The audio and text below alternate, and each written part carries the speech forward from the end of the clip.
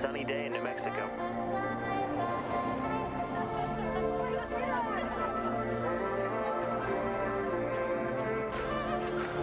When does it start? Any minute now.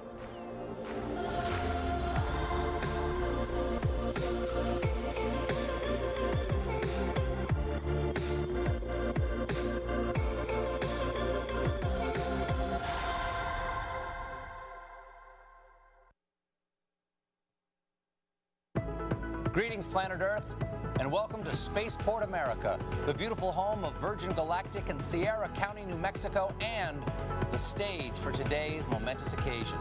I'm delighted you can join us for an historic day.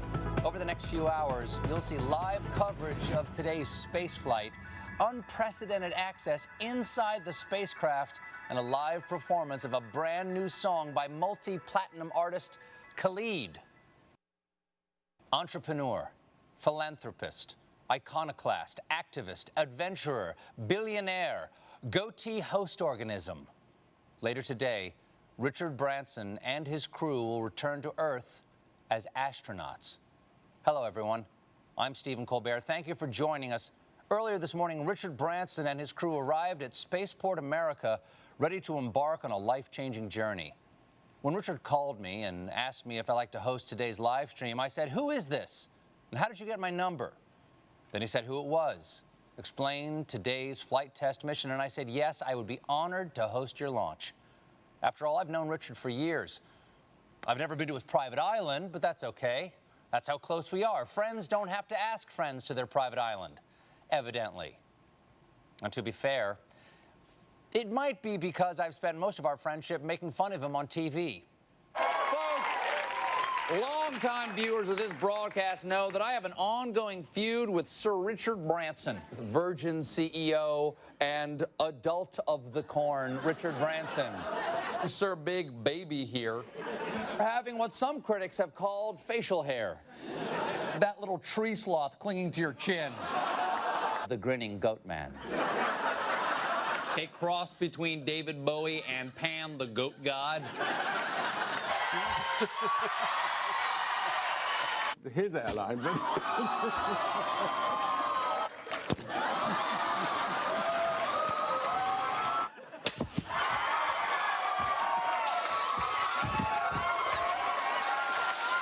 obviously, I said all of that in character on a comedy show. So, Richard, I want you to know, as myself, sincerely, I meant every word. But there is one thing Richard and I do have in common: a deep, lifelong passion for space exploration. That's why Richard founded Virgin Galactic in 2004 with the dream of sending private citizens into space. Now, to do that, he needed to build every part of a whole new industry. He had to construct a spacecraft capable of the journey. Then, to launch these space planes, he had to help create the world's first commercial spaceport. And most importantly, he had to find the people capable of turning his dream into a reality, as well as people brave enough to get on a spaceship built by the guy who launched a soda this awful. Seriously, he lost money selling sugar water. All aboard! Today marks the culmination of Branson's dream. He and his crew will set off on a supersonic voyage in which they'll achieve a maximum velocity of more than Mach 3.5 and ultimately enter zero gravity. Imagine staring out the window onto the vast expanse of space and seeing Earth below, our beautiful blue planet staring back. Unless, of course, you're the guy in the middle seat. Then you have to ask the astronaut sitting next to the window to put it all in perspective for you. Oh, and I'm being told that there are no middle seats in space. Thank you, science. It's been a dream of mine to go into space ever since I was a child. Unfortunately, I cannot be on the spacecraft today. I had a thing. Also, I was not technically invited, but Richard was generous enough to give me a spacecraft of my very own. And I will be using this model to give scientifically accurate play-by-play of today's historic events, as well as doing this.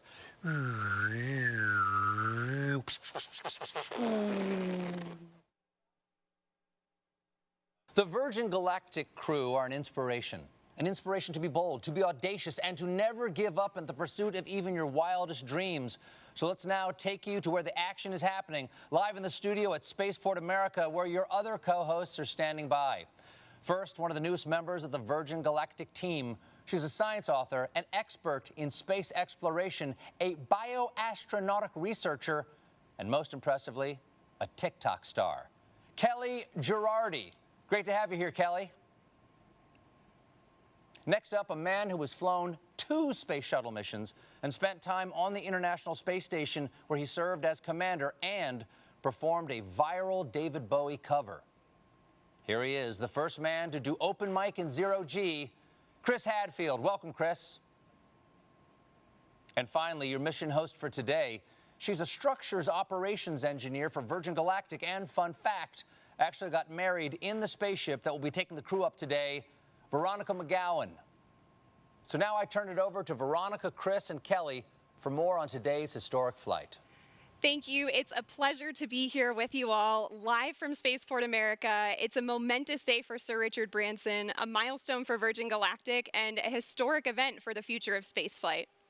Just 7 weeks ago, Virgin Galactic completed the first ever human spaceflight from the great state of New Mexico, and today our founder and his crew will become some of the very few people to have experienced space travel.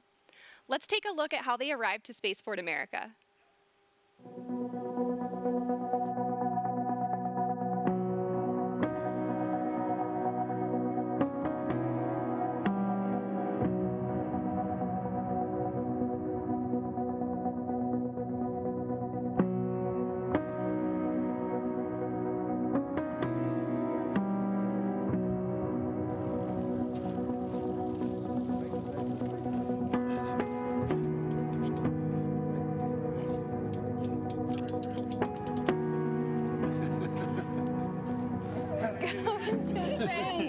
Go to space, Richard. You know more prepared than I do. You're late. Come on, get suited up. Let's go.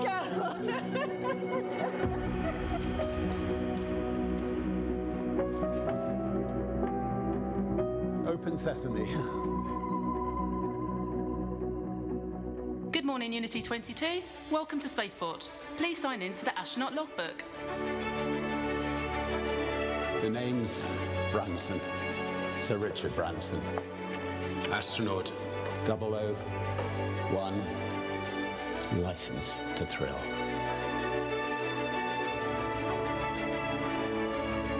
Astronaut 002, Beth Moses. Astronaut 003, Colin Bennett. It's got a beautiful bag. Sarisha. Astronaut 004, Sarisha Bamla. And she's Astronaut 004. Congratulations, Unity 22. You are officially registered for space.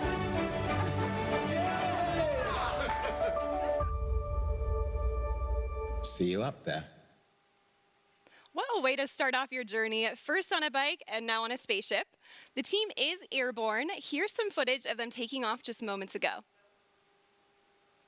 The spaceflight system was towed out to the runway and elegantly took to the skies on what is a beautiful morning here in the state of New Mexico. They're at approximately 30,000 feet in altitude and climbing as we speak. Our spaceflight system is comprised of 2 vehicles in a mated configuration. Our mothership Eve, named thoughtfully by Richard after his late mother Eve, and Spaceship Unity, named by the late Stephen Hawking as a vehicle that will unite the world through space. Once at the launch altitude and location, Eve will release Unity for a voyage to space. So today is the day, everyone. Chris, what is the significance of today's flight? You know, I love it when the stuff of dreams becomes a reality. And we've been dreaming of commercial space flight, of people being able to fly in space. I mean, since the very first pioneers started flying, the X-15, which was the wonderful program in the 60s, was so much like the profile that they're going to follow today. And then the Ansari X Prize to try and push the limits. That is very much the DNA that's on this bottle, in fact, the DNA that has allowed this vehicle to fly. And it is like all of those pioneers and the flight today, You know, they pried the door open initially, but this crew today is really pushing it open permanently. And I'm really excited for the flight, but I think it's so significant professionally, technically, but personally for the people on board. Absolutely. And you mentioned opening up that doorway. Kelly, you're one of the people that's going to be going through that doorway soon. We are so thrilled to have you here to get a preview of what you're going to experience on a Virgin Galactic mission in the not too distant future. You've got to be getting pretty excited, right? Incredibly excited. You know, this is an emotional day, right? Those doors are opening for the next generation of astronauts. I feel like we have front row seats to the final frontier today, and I'm so excited to get a taste of what I'm going to experience soon. Definitely. Well, I'm so thrilled to have you here. And you too, Chris. Thank you guys so much for joining me today for this. Let's take a look at what we've got in store for the live stream. So while Mothership Eve is transporting Spaceship Unity to the launch point, we'll check in with the crew and the preparations that went into today's flight. We'll also share some perspective on the Virgin Galactic mission, so who we are, what we do, and our vision for commercial space travel in the 21st century. Next, we'll give you a guided tour through the Virgin Galactic experience, showing you what our astronauts will see and do throughout their stay, both on the ground and on their life-changing journey into space. Once we've reached the launch altitude and location, we'll see the moment when Spaceship Unity is released from Mothership Eve and accelerates into space, all coming to you live. So there's some incredible energy building here at Spaceport, and we're happy to have some special guests on site taking in this experience. My co-host Kevin. Kevin, what's the vibe like down there?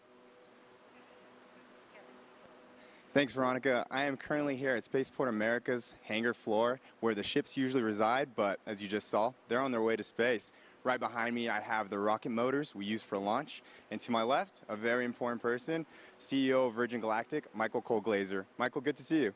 It's great to be here, Kevin. Michael, I have one question for you, and that is, what does today mean? Kevin, this is a landmark moment for Virgin Galactic. It's a landmark moment for the new commercial space industry, and it certainly is a landmark moment for our founder, Sir Richard Branson, who right now is showing that when you have the fortitude to follow your dream, you can make a hugely profound impact on the world. It's a historic moment, because today we are endeavoring to open access to space for all. Can you imagine?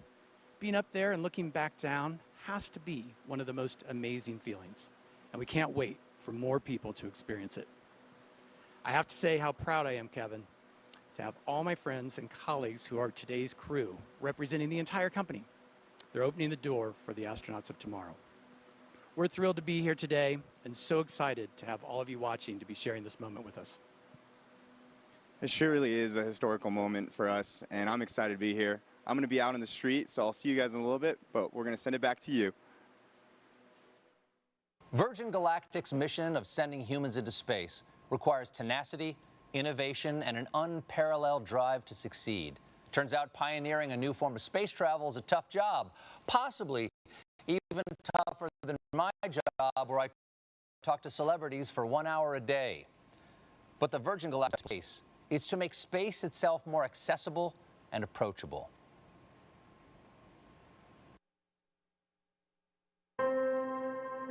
Line 3. Hello. Hi. Have you ever thought about going into space, Richard?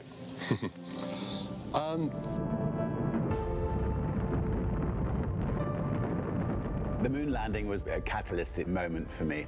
I remember my dad taking me outside onto the village green, and we just looked up at the moon. I really did think that myself and many other young people would one day be able to go into space. I waited and I waited and waited for that opportunity, and it never came. They got me thinking. I went to the registry office and I registered the name Virgin Galactic Airways. It's a brilliant innovation story. The origins of spaceflight at the time, it was big government. The X Prize was a chance to turn that into a much more personal spaceflight experience. Spaceship One claimed the X Prize, and it proved the dream was possible. This was the first private venture to go to space, return safely, and do it again just 2 weeks later. And then from there, we just started expanding. We knew we wanted a bigger system. We wanted something that you could float about the cabin, actually experience zero gravity. Virgin Galactic offers the first real platform where we can actually open it up to make space for all of us. We build on the shoulders of giants. but we want to be that first baseline for Earth and actually deliver on that promise. We are changing the way humanity views space. We've taken the impossible and we're making it inevitable. I always want to celebrate the team on this. You need heart. You need the best minds. You need the best humans to work on programs like this. The sky is no longer the limit for us. This is an inflection point in human history. 2 astronauts on a tiny television inspired a kid from England. Imagine what greatness can come from a generation seeing Earth from space. You're seeing your home planet. It's a real connection with the Earth. It grounds you and it feels timeless. I think in the same way that I was inspired by the moon landing. Release. Fire. I really hope that there will be a world who will be captivated and inspired about the possibility of them going to space one day.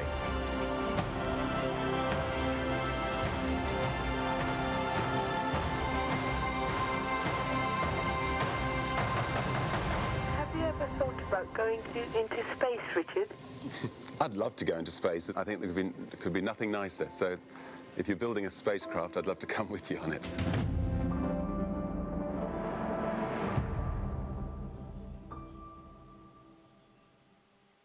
Truly inspirational, and right now all of that inspiration is up in the sky as the Virgin Galactic spaceflight mission makes its way towards the launch point. Let's take a look at these onboard camera footages now and see what we've got here.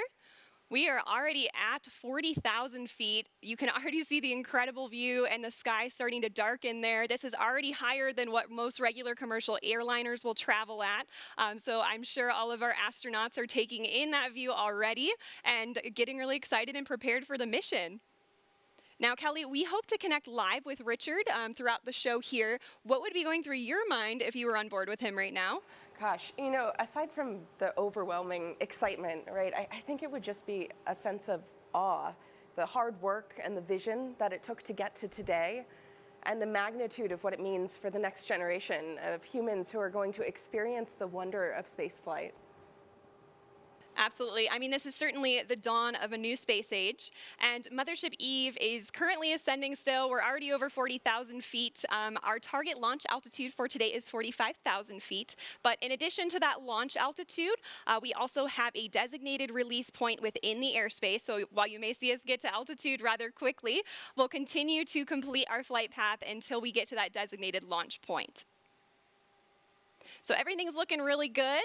Again, they're over 40,000 feet now, and just a beautiful view you get there already. I imagine they're just getting really excited for their upcoming space flight. So speaking of the crew on board, let's take a look at the folks in flight today. Virgin Galactic pilots are without a doubt among the very best of the best. They're some of the most experienced pilots in the world, and there are very few flying machines on Earth or off Earth that these professionals haven't flown. In fact, 4 of our pilots are among the very few in history who can lay claim to the title of astronaut. And 2 of them are heading to space again today. Let's meet the crew now. We'll begin with the folks who are supporting today's flight in the chase plane, giving us visuals on the spaceflight system while airborne. Pilot in command of our chase plane today is Jamil Janjua. He's completed over 4,000 flying hours in 48 different vehicles throughout his career, which spans over 20 years in the Royal Canadian Air Force. Joining Jamil is Patrick Moran, who served as a pilot in the Marine Corps for 20 years, where he operated as a test pilot and a test pilot school instructor. He joins Virgin Galactic with over 3,000 flight hours in 34 different aircraft. In Mothership Eve today, we have CJ Sturkow in the left seat. CJ has completed 4 NASA Space Shuttle missions and 2 Spaceship Unity space flights. He's been flying for 37 years and is the first person to enter space from 3 different states. CJ is joined by Kelly Latimer in the right seat, who's logged more than 6,700 hours in her 32-year flying career. And Kelly is also a pilot with Virgin Orbit, our sister space company, and she just flew their successful launch the other week. Piloting Spaceship Unity today, we have our chief pilot and astronaut, Dave Mackay. Dave's been with Virgin Companies for over 25 years now and has more than 14,000 hours of flight time to his credit. Just incredible, and spanning no fewer than 140 different types of aircraft. With Dave is astronaut Mike Misucci. Mike recently passed more than 10,000 hours of logged flight in a career that's put him in the cockpit of more than 80 different types of aircraft, including the U-2 and, of course, our very own Spaceship Unity. As you can see, our passengers today will be flown to space by some of the most accomplished and experienced pilots in the world. And in the cabin of Spaceship Unity today, there are 4 mission specialists. Let's hear some more about them now. Astronaut 004, Sarisha Bandla. I'll be testing the researcher experience. Virgin Galactic is opening up the opportunity to go to space for everyone. This is a whole new era to get people from different backgrounds, different geographies, different communities into space. And it's giving researchers the opportunity to fly with their payloads. And that is unheard of. They can take the work that they've been doing on Earth to space. And I'm so excited to see where the community takes it in the future. Astronaut 003, Colin Bennett. I'll be evaluating cabin procedures during boost and weightlessness. When I was younger, I assumed that space was only available to a very select few. I had no idea myself that I would ever be in a position to go to space, but here I am. And how awesome it's going to be a part of the journey of opening this up to hundreds and then thousands of more people in the future. Astronaut 002, Beth Moses. I'll be spaceship cabin lead and test director. I cannot remember not dreaming of going to space. There's the little tiny kid looking up at the stars, the little girl making model rockets. It was part of my childhood. I think it's a very natural, human, innate curiosity. We're all explorers and adventurers, so I really don't remember an age or a moment where I discovered space. I just always remember dreaming of going to space. Astronaut 001, Richard Branson. I'll be evaluating the customer spaceflight experience. Astronaut 001, what a title to have. Now, I don't know about you guys, but I'm excited to hear who gets the spot of 007 as well. So let's hear more about the man who has the license to thrill.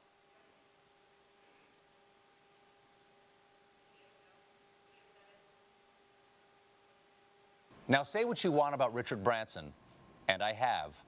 He has left an indelible mark in the world of business, travel, and entertainment. And it's all been fueled by his restless sense of adventure.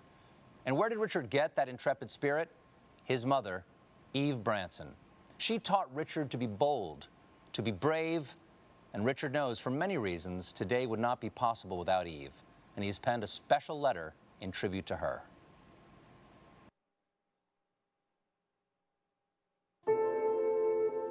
Dear Mum, you always told me to reach for the stars. Well, I took my own winding road, but I always knew to follow your lead. You always pushed us to our limits. When I was a child, you threw me out of the car miles from our house and urged me to find my own way home. You let me jump into a river to sink or swim. You and Dad taught me and my sisters independence and loved us with fierceness and tenderness. You were always an adventurer. You took glider lessons dressed as a boy, enlisted during World War II, toured Germany as a ballet dancer after the war. You flew treacherous routes as intrepid cabin crew for start-up airlines. You took us into the great unknown on family holidays. You treated every day as a chance to explore. Before the word existed, you were always an entrepreneur. You helped make ends meet by creating your own small businesses. You showed me how to grow a company, how to treat people, how to be creative, how to balance work and play, how to live. You were always a romantic. You and Dad showed Joan and me the way to build a life filled with humor and heart, hope and humility, honesty and happiness. You showed us the value of kindness, the magic of laughter, the beauty of music. and the joy of family. You were always my guiding light at Virgin Galactic. You shared with me that the day we named our mothership VMS Eve was one of your happiest. You always knew Eve would start my journey to space one day, just as I always knew you would do the impossible for me. Well, Mum, our mothership, which carries your name, will carry the next generation of dreamers into space. You were always a dreamer. You urged me to strive for every opportunity I saw. You told me to chase my wildest fantasies and to live life to the full. Well, the brave may not live forever, but the cautious do not live at all. How you lived, how you loved, and how you are missed. Dad always said, "Isn't life wonderful?" And you both showed us it was.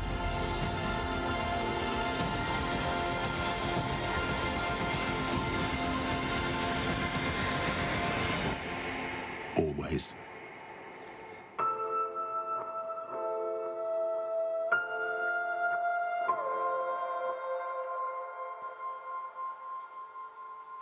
Such a beautiful letter. Eve Branson really was an inspiration to all of us here at Virgin Galactic. If you're just now tuning in, my name is Veronica McGowan. I'm a structures operations engineer here at Virgin Galactic. Alongside me is astronaut Chris Hadfield and future astronaut Kelly Girardi. So great to have you guys here. Earlier today, we saw Richard and his crew make their way down to the astronaut walkway at Spaceport America, seeing their families off before they were escorted to our spaceflight system, where final inspections and preparations were made before takeoff. They were driven to the runway in our fleet of Land Rovers, and Land Rover is our exclusive automotive partner, and they help with day-to-day operations. And in fact, we have a bespoke vehicle that we designed with them called the Astronaut Edition. And this is exclusively available to Virgin Galactic future astronauts, and it's the one that drove Richard to Spaceship Unity this morning. So we're delighted to have Land Rover as a part of the team. And right now, our crew are on their way to space. Let's check in on them via our onboard camera footage. Wow, look at that view already, and you can see some contrails. Chris, how do you think the crew will be feeling right about now? So many different things at once. They're just about leveled off at altitude, right up at 46,000 feet. But inside their bodies, they've got like this tug of war going on because they're focused. Like there's no more focused, you know, the 4 in the back and the 2 in the front, really focused. But at the same time, there's this like rising excitement that you can feel like a thermometer going up inside your own body. But I remember at the time, what I really wanted to do was go back to my 9-year-old self and just run around the cockpit and scream and wave my hands because it's just so exciting and fun. They're focused, they're professional, they're doing their job, but it's just a magnificent moment as we get ready for ignition. Yeah, I mean, I'm sure there's certainly a mixture of excitement and anticipation with our crew today, but they will all be focused on the task at hand, as you said, and preparing themselves to run through their individual test points. And on the subject of testing, today's spaceflight is an opportunity for us to evaluate our cabin experience. It's the environment where our passengers will cross the 50-mile border, defined by NASA as the entry to space. Let's hear more about the transformative journey that our crew are on.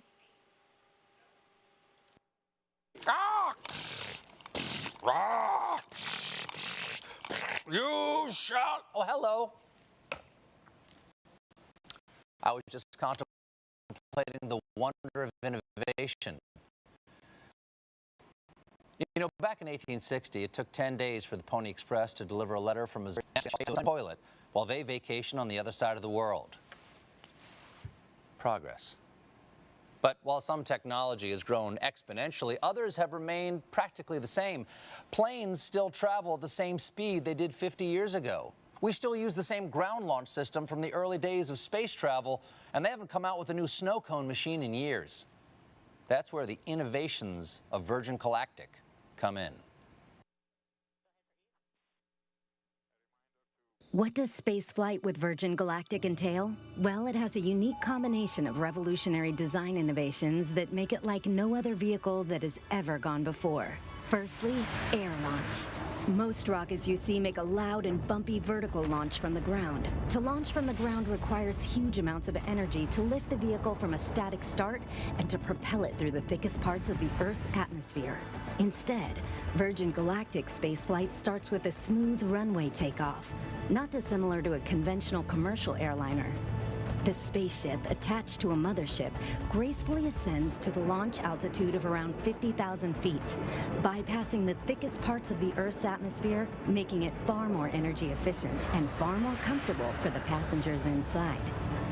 When the vehicles have reached the launch altitude and location, Mission Control provides clearance for release. Release, release, release.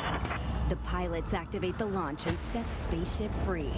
Within seconds, the rocket motor ignites as the vehicle starts its rapid ascent toward the stars.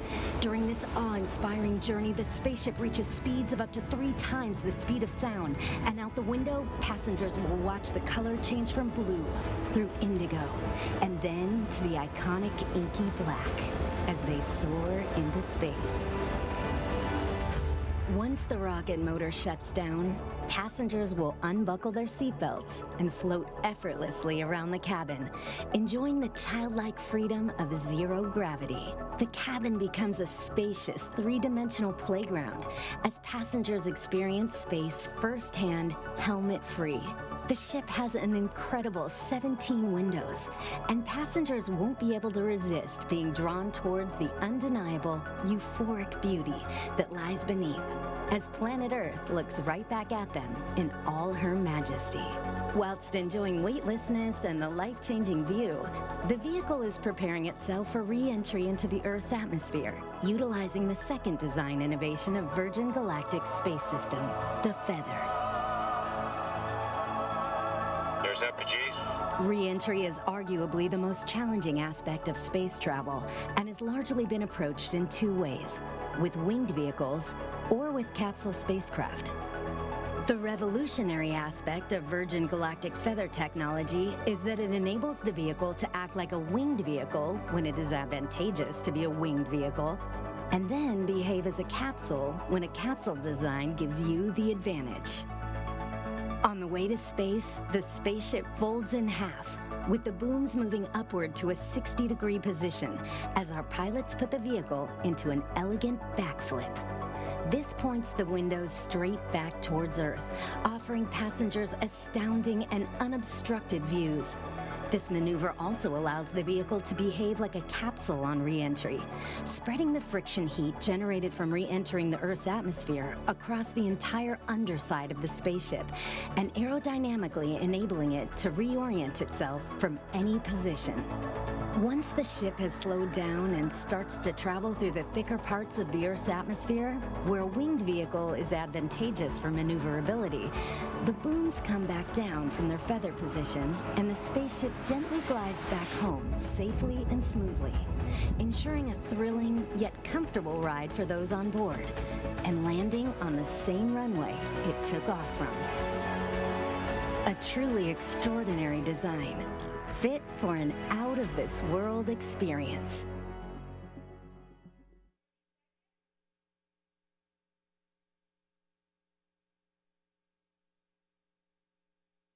Wow, that is some next-level space engineering. I love how its re-entry is feathered, just like Richard's hair.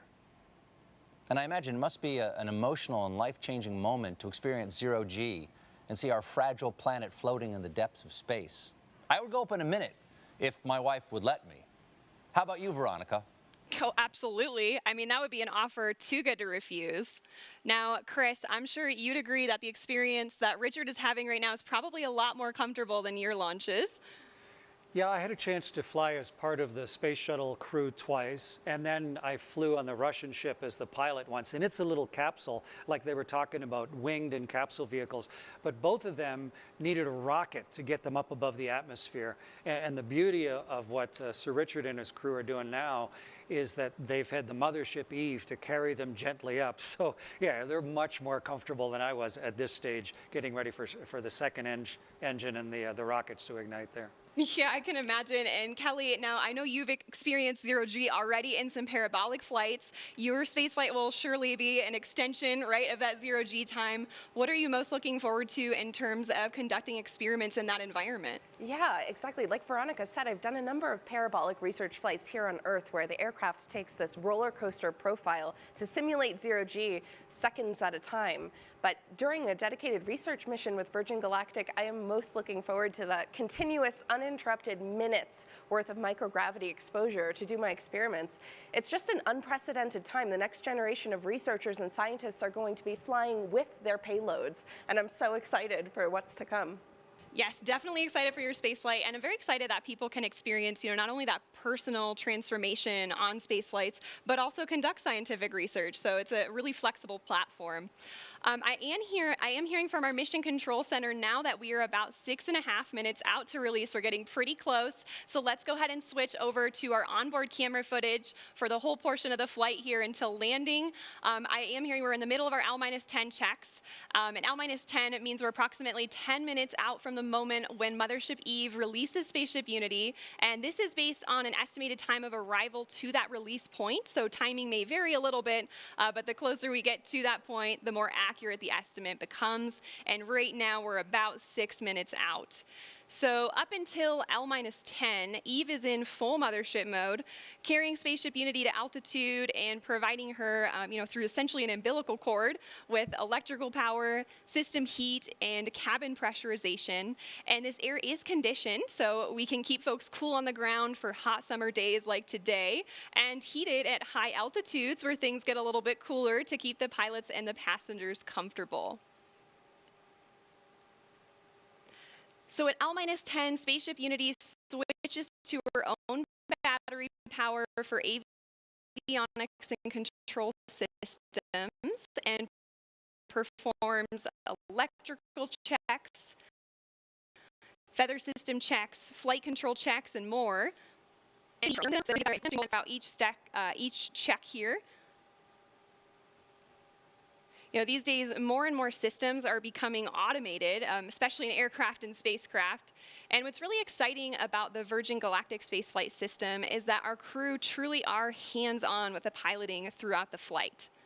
Oh, there's Sir Richard Branson now. It's so exciting to see them in the back. I'm sure they are just getting incredibly excited.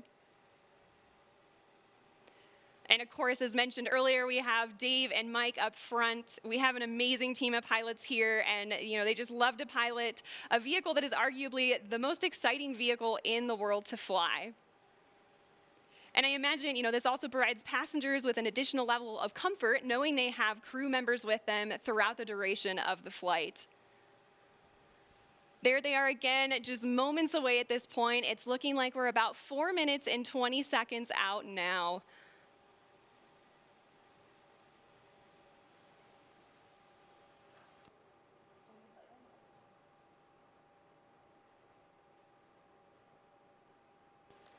All right, so I am hearing from our Mission Control Center that we have L-4 checks in work now, so we just passed the 4-minute mark. At this point, the pilots are ensuring the spaceship is in its launch configuration after going through the various L-10 checks, just confirming all settings are back in their place and go for launch. Now, this is also the point when Spaceship Unity will isolate her air supply from Eve and prime the rocket motor by opening the backup oxidizer valve. And once these actions are complete, the pilots are going to seek clearance for release from MCC. And that's shorthand for our Mission Control Center. We have 2 MCCs supporting today. Our primary Horizon is located here at Spaceport America, and they're being supported by the Oculus Mission Control Center at our manufacturing base in Mojave, California. These teams consist of experts across various departments and disciplines within the company, and they're verifying checks with the crew today every step of the way. All right, and I've just heard from MCC that our L-4 checks are complete. We are roughly 3 minutes out from release at this point. It's getting really exciting. I don't know about you all, but I can feel the anticipation building just watching the screen and looking at their faces. Look at that, they've already got big smiles on. And we have just received clearance for release on time from Mission Control Center. So we are 2 minutes and 30 seconds out now.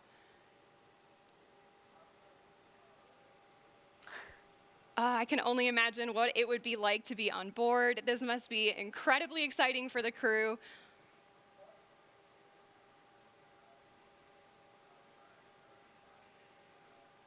We're about 2 minutes out now, and once we get to the 30-second point, Spaceship Unity is going to arm the launch pylon. And then once we get to that designated point, the mothership pilots are actually the ones that engage the release, setting Unity free. So we have actions for both the mothership pilots and the spaceship pilots, so they're in coordination and all agree on the launch.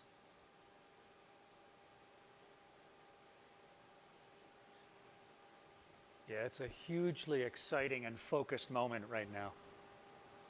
Definitely. 1 minute and 30 seconds.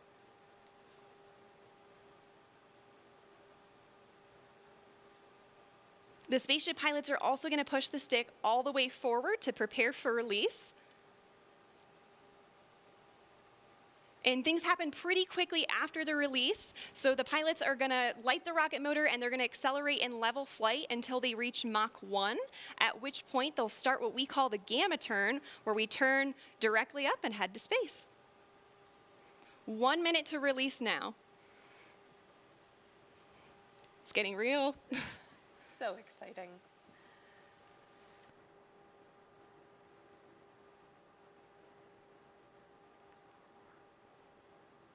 "45 seconds.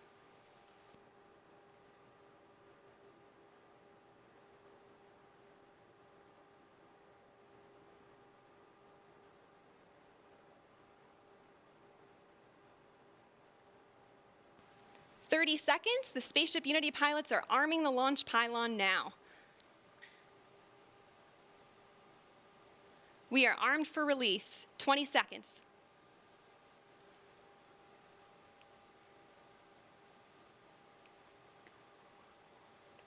"10 seconds.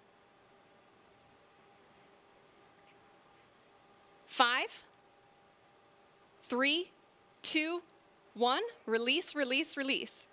Clean release. Ignition. Good rocket motor burn. There's Mach 1 trimming now.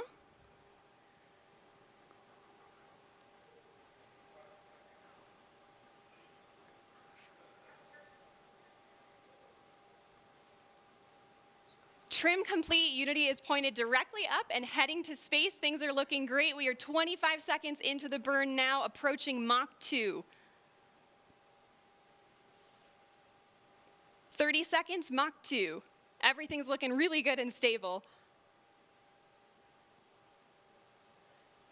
40 seconds. 45 seconds. 50 seconds, approaching Mach 3. There's Mach 3. And 60 seconds, and that is a full duration burn, folks. We are headed to space. And the passengers in the back have been cleared to unstrap. Our predicted apogee is 279,000 feet and climbing. The pilots are now unlocking the feather, and as soon as they do that, it's going to initiate a backflip for Spaceship Unity. This is normal. We want those windows pointed down towards the Earth to maximize that incredible view. So feather is coming up now, and the pilots are also enabling the RCS, or Reaction Control System, which is what they'll use to control the attitude of the vehicle while we're outside the atmosphere.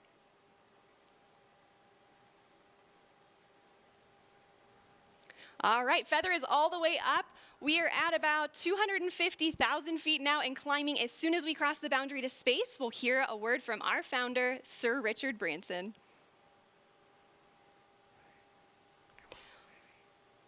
Welcome to Space, Unity 22.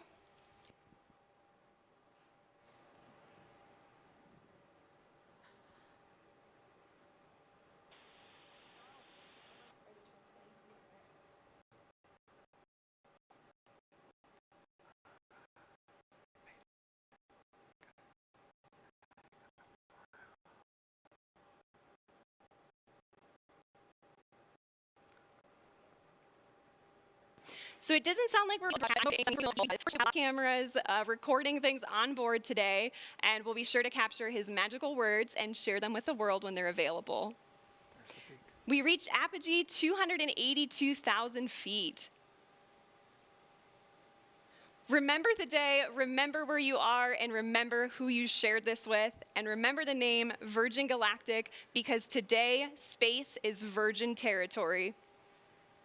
The culmination of a life's work, more than a half a century since the world rejoiced in and was transformed by humans leaving planet Earth, Sir Richard Branson fulfills his long-held dream of experiencing space with his crew.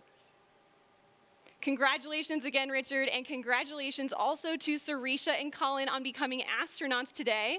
And welcome back to space to Dave, Mike, and Beth. Oh, you can see them now?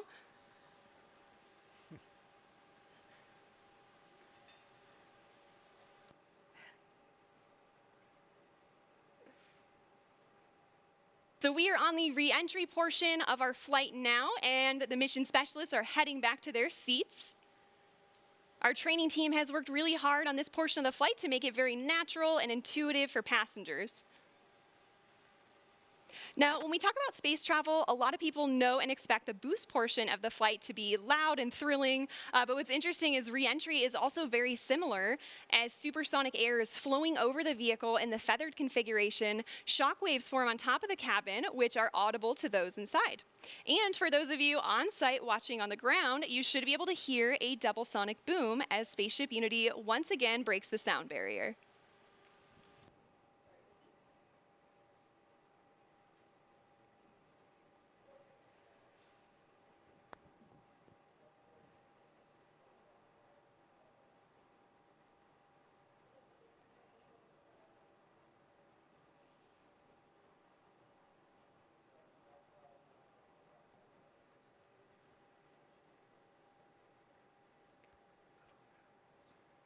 All right, folks, we are now subsonic, just under 75,000 feet in altitude.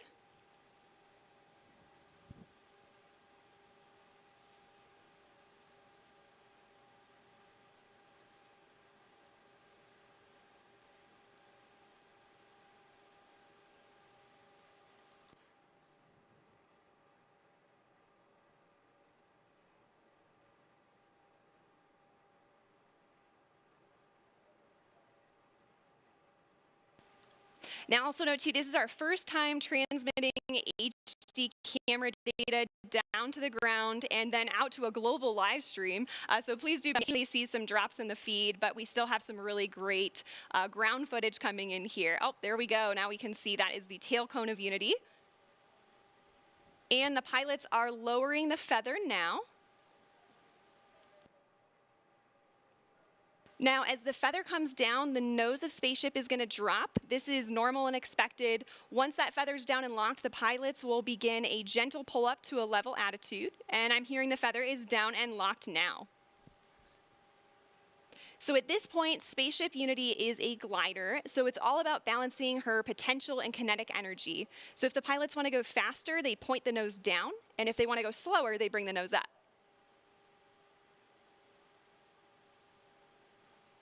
And right now I'm hearing the crew's listening to a special soundtrack for the glide.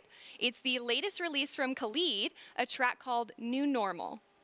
And all of us will get to hear that on Earth during our celebration, so stick around for that.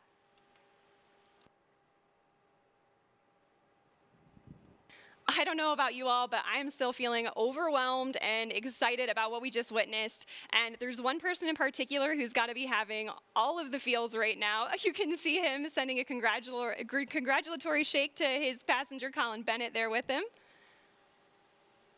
Let's see if we can connect with the crew again here.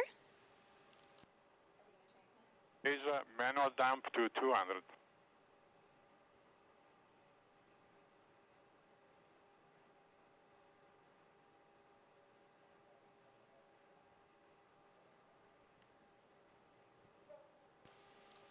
So, Richard, you just went to space. This has got to be the ultimate birthday present for you.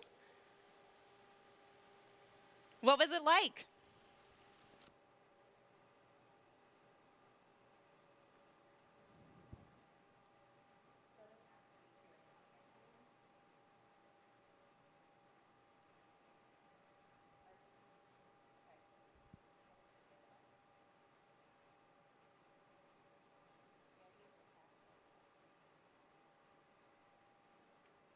All right, folks, again, sorry, we're not getting that transmission through the live broadcast, but again, we do have lots of recording devices aboard the spaceship, and we will be sure to release some footage of Richard and the crew up there today.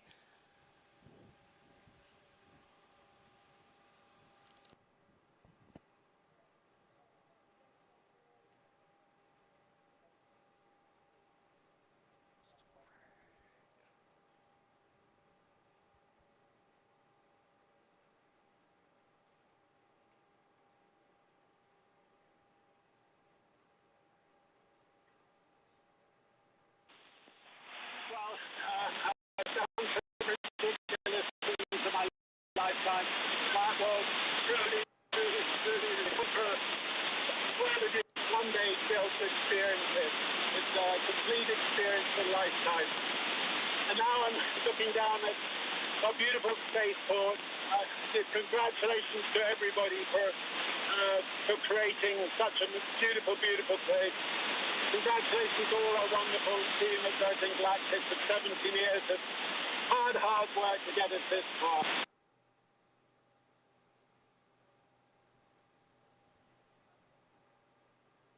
All right, so I'm still happy we could catch a little part of that. It seems like there's a little bit of a delay in the transmission there. It does have a long way to travel.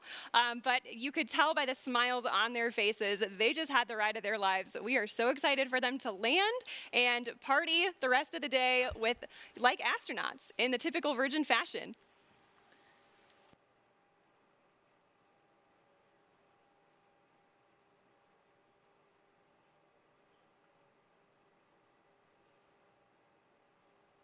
So we are at 22,000 feet now and descending. And as I mentioned earlier, Unity is a glider at this point. So the pilots right now are discussing their energy management plan. And pretty shortly here, they'll be meeting up with our chase aircraft with Jamil and Patrick to get some really cool visuals of Spaceship Unity.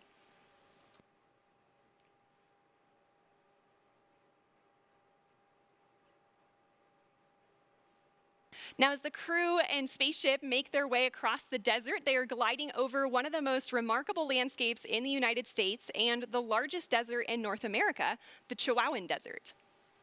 The area around Spaceport includes more than 6,000 square miles of restricted airspace and high desert, which is one of the reasons it was built here.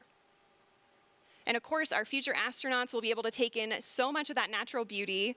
And, you know, of course, we also have White Sands nearby. White Sands National Park is just to our east. It's visible right over the Black Range Mountains. White Sands, of course, has been the backdrop for so many films, commercials, and music videos, and it's known for having the largest gypsum dune field on the planet. Khalid's music.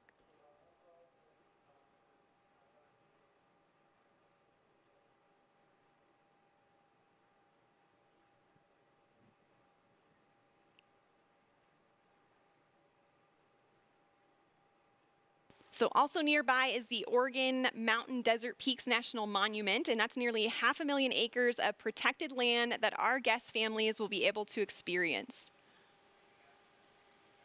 And even though temperatures can hit the triple digits in the summer here, we also have cool desert days. And fortunately, our pilots and crew can stay comfortable thanks to their spacesuits.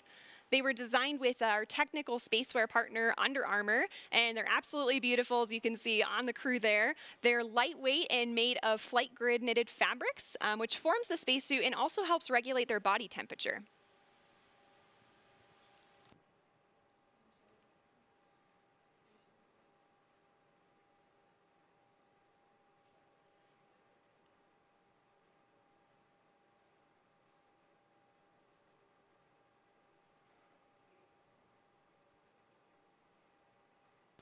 So also to commemorate this flight from New Mexico, we reached out to the Zia Pueblo, who gave us permission to use their sun symbol on our spaceship. This symbol is also a part of the New Mexico state flag, and it's embedded with symbolic meaning. The number 4 is sacred to the Zia people, and the emblem represents the 4 directions, the 4 seasons, the 4 times of day, and the 4 phases of life. We are honored and proud to feature this perfectly balanced symbol on Spaceship Unity's tail cone, as we also celebrate our new home.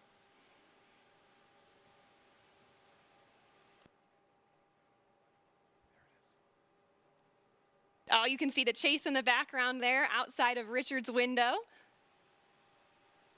The pilots are coordinating with Chase now and discussing their energy management plan. They're at about 9,500 feet in altitude, and the runway out here at Spaceport America is around 4,600 feet in altitude.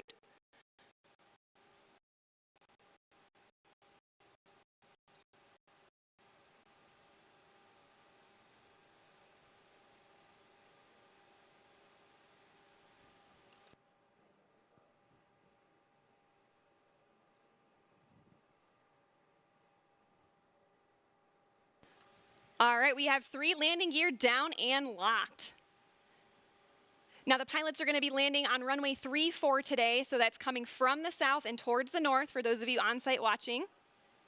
And for the non-pilots tuning in, those numbers represent the first 2 numbers of the magnetic heading of the runway. So for example, 34 is 340 degrees on your compass.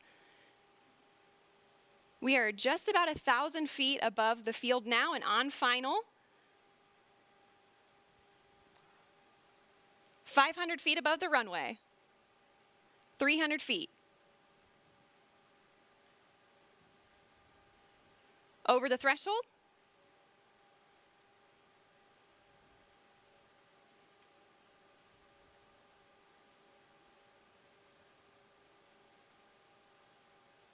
Main gear touchdown. And we're going to hold it just like this for a minute before bringing the nose down.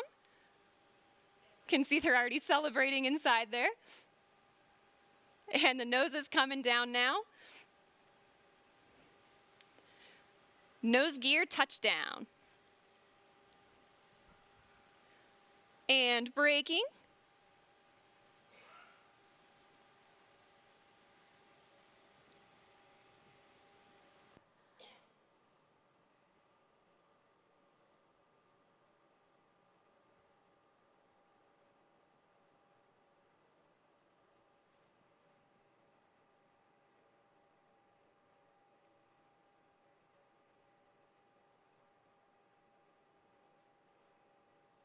Look at that incredible drone footage here as we come in.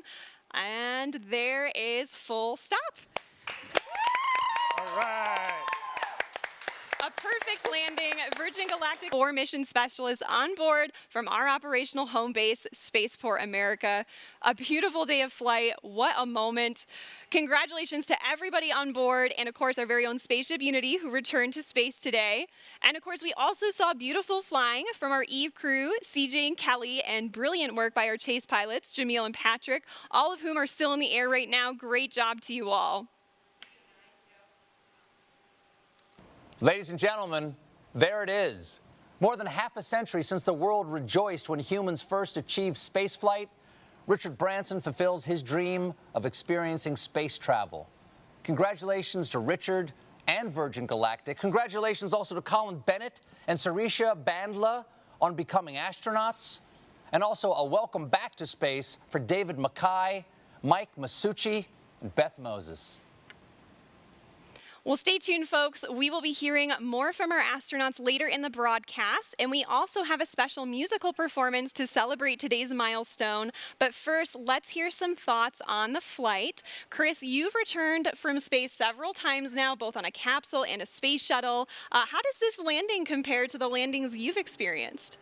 Well, obviously, that's a much more gentle landing than a capsule on my Soyuz flight. The shuttle 2 times is quite similar to what the crew just went through. But for them, of course, it's such a personal experience now. And what are they going to do with this? How are they going to take this amazing view of the Earth that they've just had and the kind of brave new nature of what this whole team has just accomplished? How are they going to now make that part of who they are, and how are they going to share this experience with other people? You know, that's what's going through their minds right now. I'm just so proud of the whole team. That was an amazing accomplishment. It was epic. And, you know, as somebody who has spent, what, like 4,000 hours in space, is it? Yeah.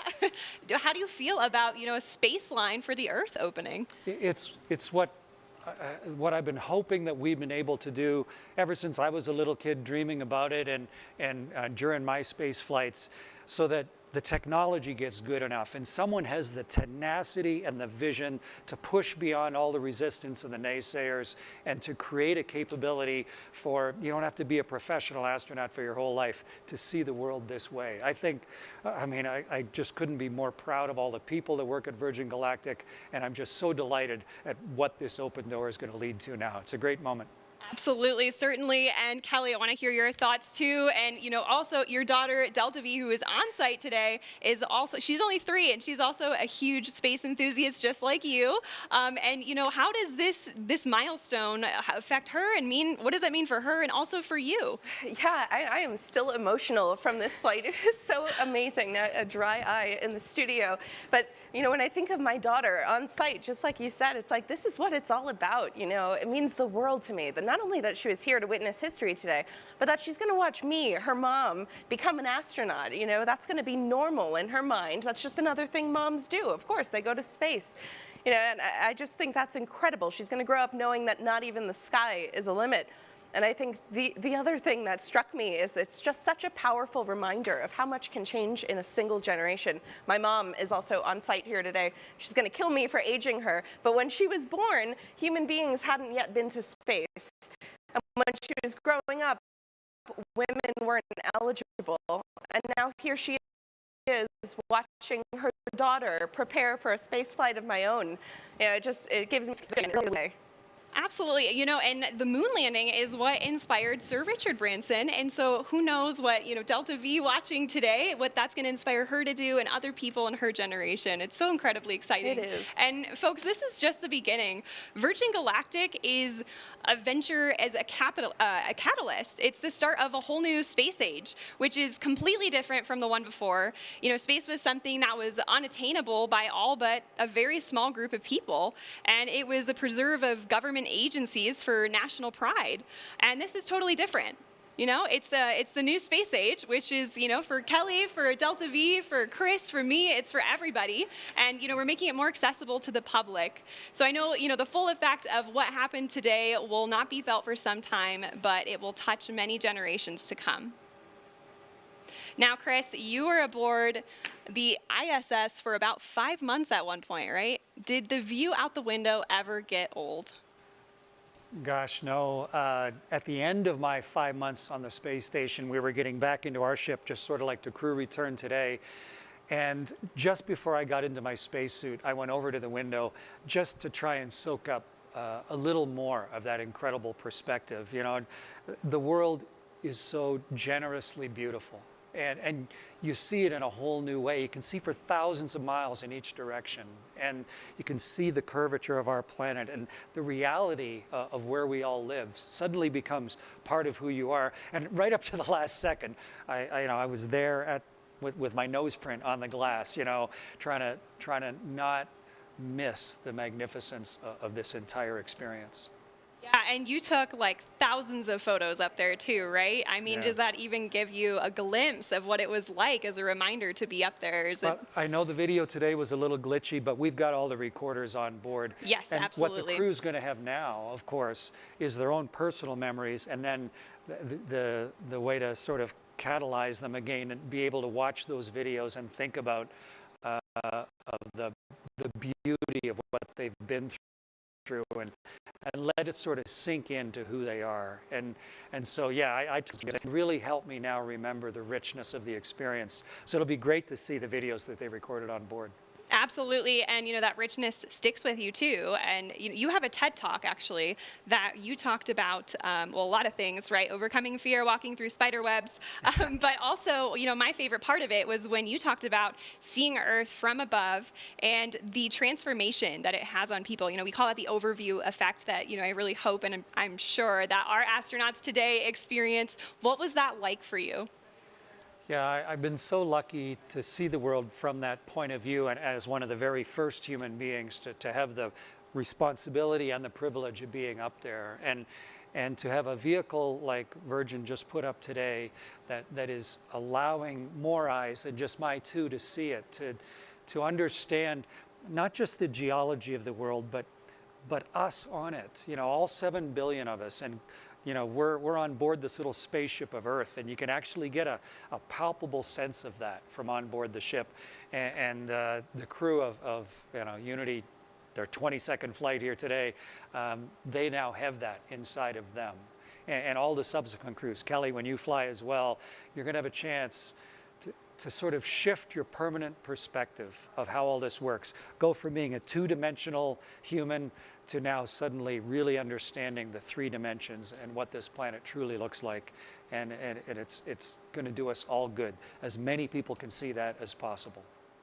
Absolutely. And, you know, Kelly, I know you're going to be conducting a lot of experiments on board while you fly with Virgin Galactic, but I hope you're taking some time to look out the window and enjoy that too, right? I'm going to have to carefully choreograph precious time at that window just to soak it in and enjoy the moment and be in the moment. Definitely. And, you know, while we're waiting for our crew to disembark now, can you actually tell us a little bit about your experiments? Yeah, absolutely. So I'm going to be flying healthcare and fluid experiments on board my research flight. The first one is the Astroskin.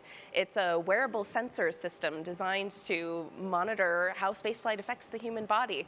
The cool thing about it is the Astroskin is currently worn on board the International Space Station by astronauts, but my flight will be the first time that we're collecting data during launch, re-entry, and landing. So I'm really excited to contribute to some novel data collection for the next generation of astronauts.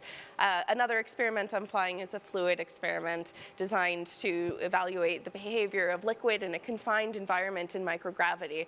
That's also going to be fun because I'm going to be interacting with a fluid cell that has a camera attached to it, and data collected from that experiment can help inform, you know, new technologies related to life support systems or novel designs for syringes for administering medicine in space. So I'm very excited for the opportunity to take my payloads with me to space. Absolutely. Well, that's so cool. I am hearing that our Chief Medical Officer, Tara Castleberry, is approaching the vehicle now, and they are going to do a medical debrief with the crew. So we'll see that here momentarily.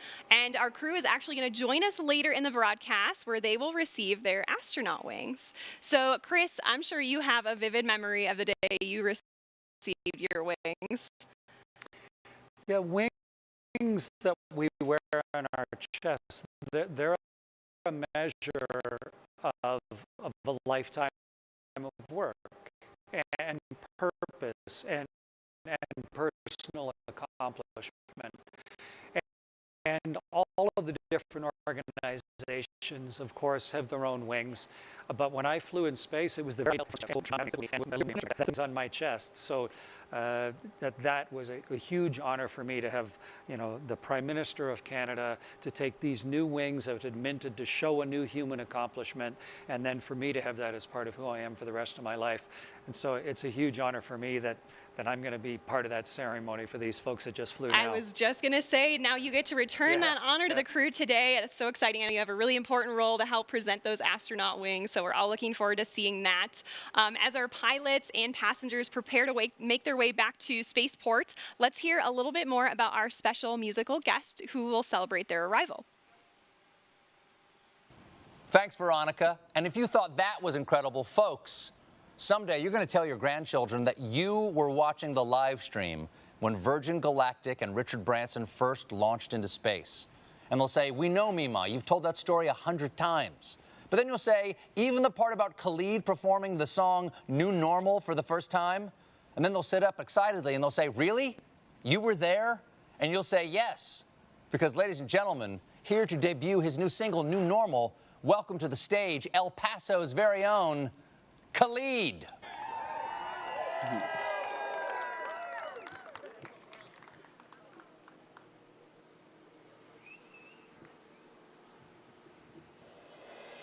You find your ways never enough. Though it's been tough for you, losing touch, but summer has its end sometimes. And although I can't promise you much, you'll be fine. You'll be fine.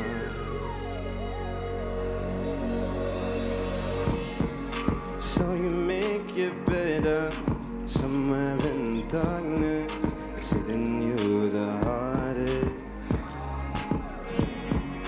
Though no one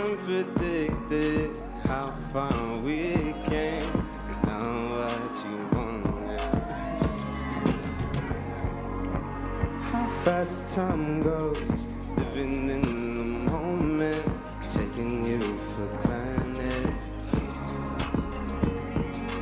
It's a new normal, it's up for us to live in it, not to understand it. Hey, you find your ways, never enough. Though it's been tough for you, losing touch, but summer has its end sometime. Although I can't promise you much, you'll be fine, you'll be fine. You unpick your pages, how the story goes, and this life is what you make it. It's out of your control, it's almost like you're screaming, but no one hears your voice, 'cause everything is changing. Yeah, yeah, 'cause everything is changing, and I can't stop a thing. Whoa, whoa, yeah, everything is changing, yeah, oh, whoa, just, yeah, yeah, yeah, just, take me back to the start, just, how is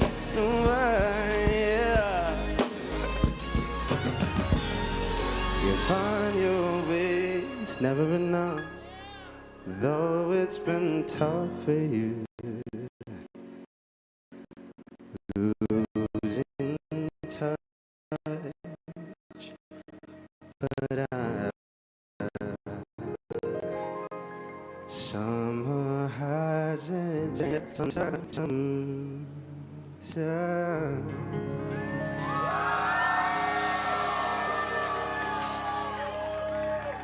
Thank you. Woo. All right, this next song right here, it's the fun one. This one right here is called Better. Thank you guys for joining me.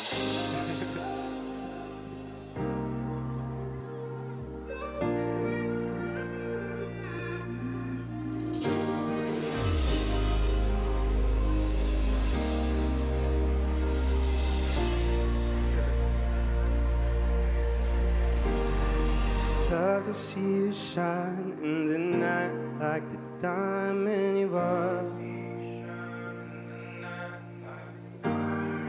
I'm good on the side, it's alright, just so me in the dark.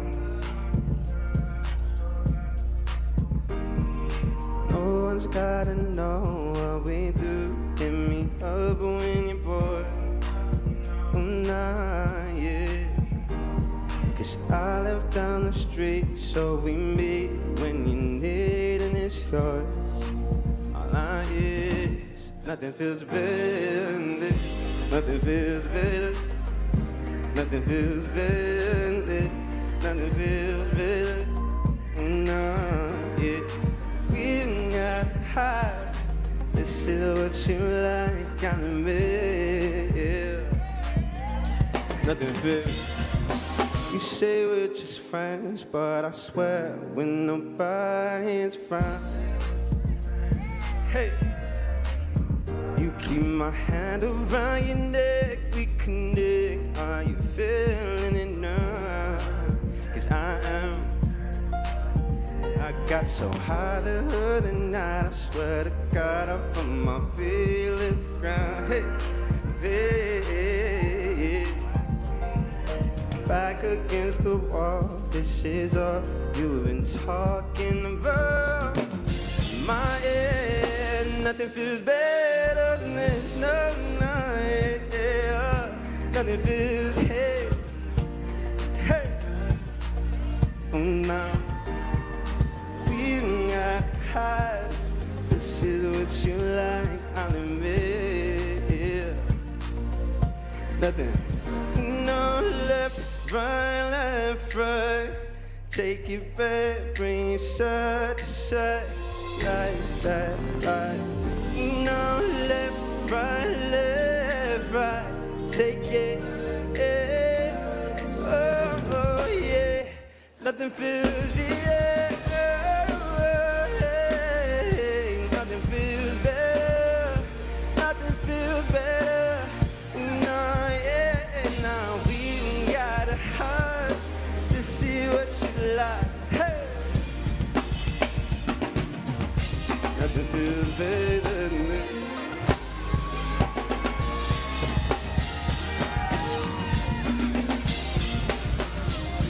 Nothing feels better than this. Hey!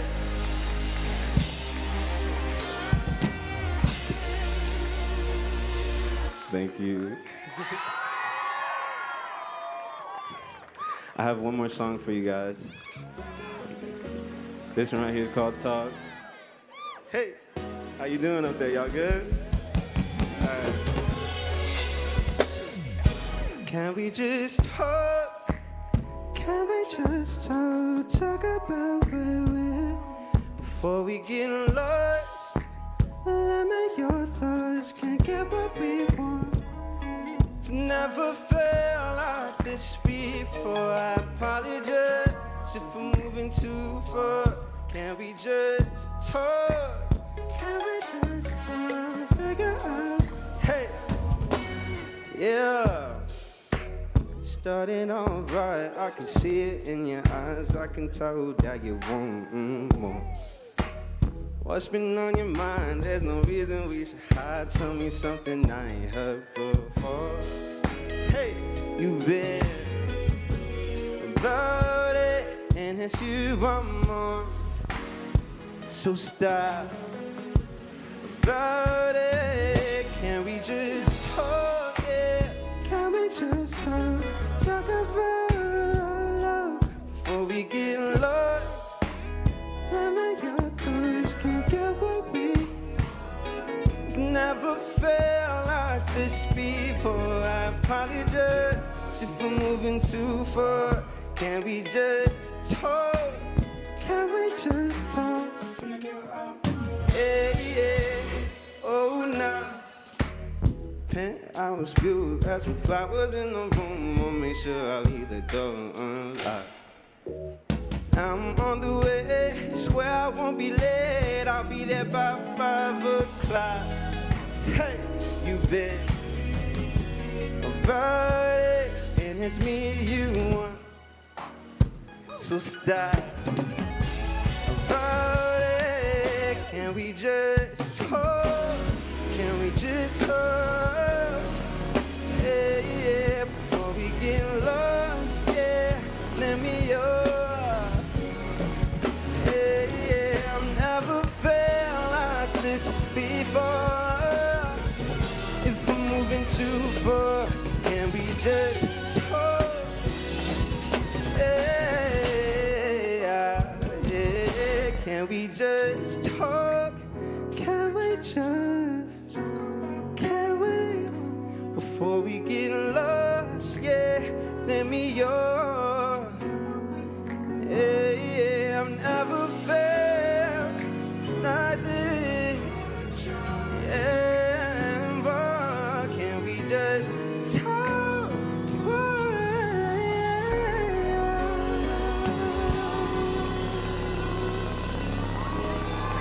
Oh my God, thank you guys so much.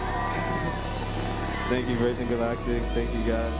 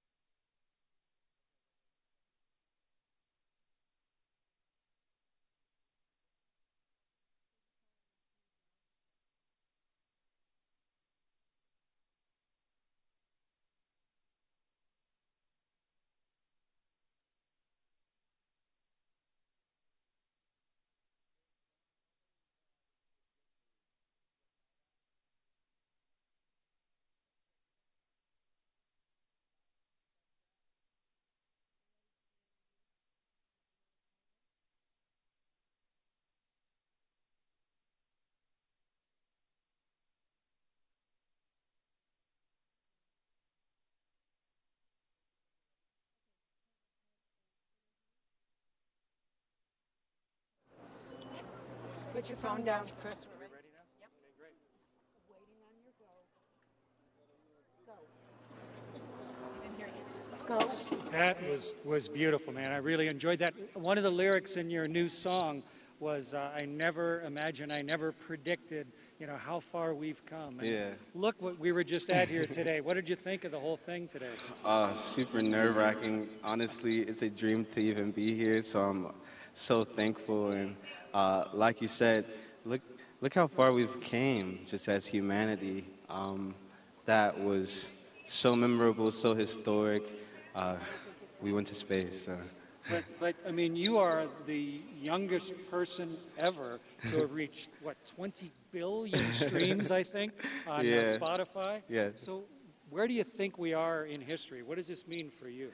For me, I'm so thankful. I'm so grateful, and it seems surreal. And I think that's kind of how we all feel about the times right now. It's super surreal, but it's true. It's our new normal. So we're going to have to get used to it because we're going to see a lot more to come. What are you dreaming of doing in your life?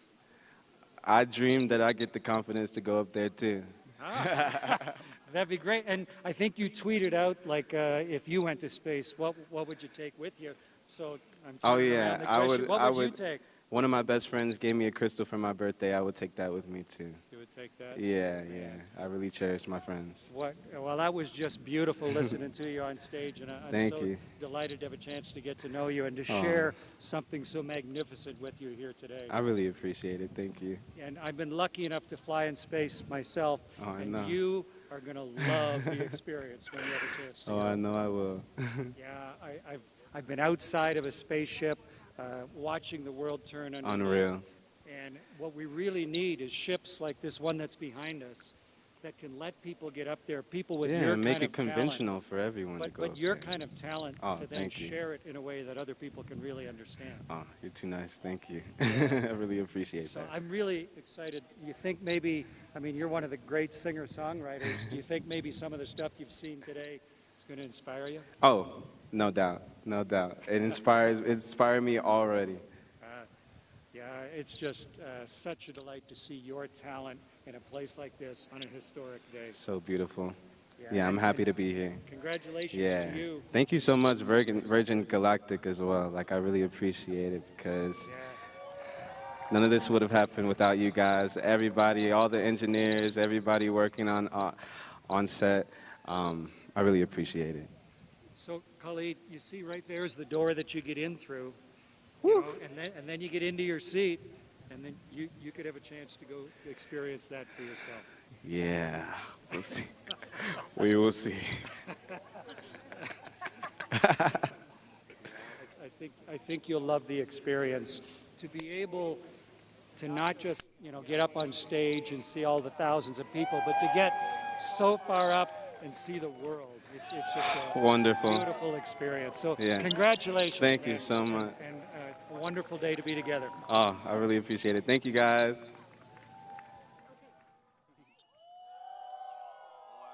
Well done, man. Well done.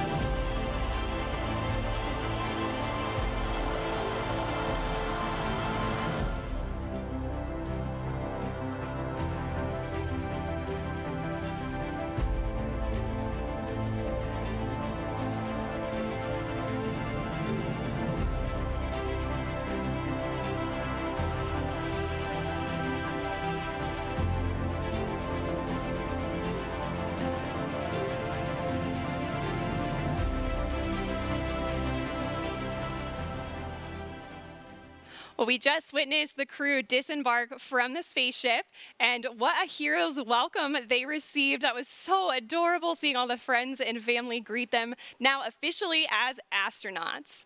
Now, we're going to give them just a minute here to freshen up. They're entering Gaia now, which is what we call the first level here at Spaceport America. So, like I said, they're going to get an opportunity here to just freshen up. But while we wait, let's hear more about some of the other Virgin companies in our Virgin family. If we can do this,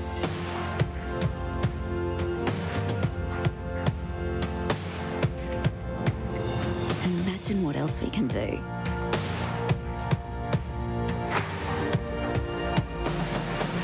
If we can go here, imagine where else we can go.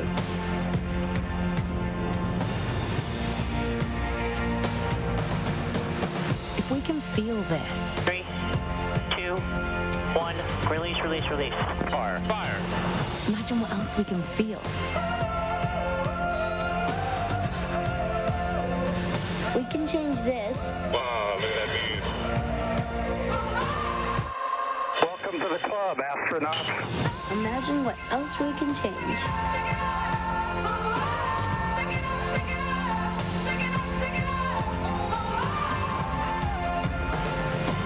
If we can share this,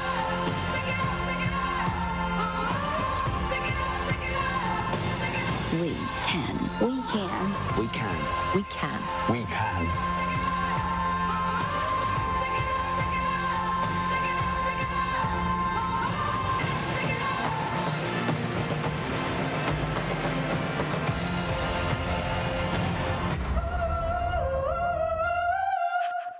It's so wonderful to see how all of the Virgin companies are making a difference in the world. Now, you saw some of our footage from our previous flights in that video as well. Let's see some highlights from today's flight.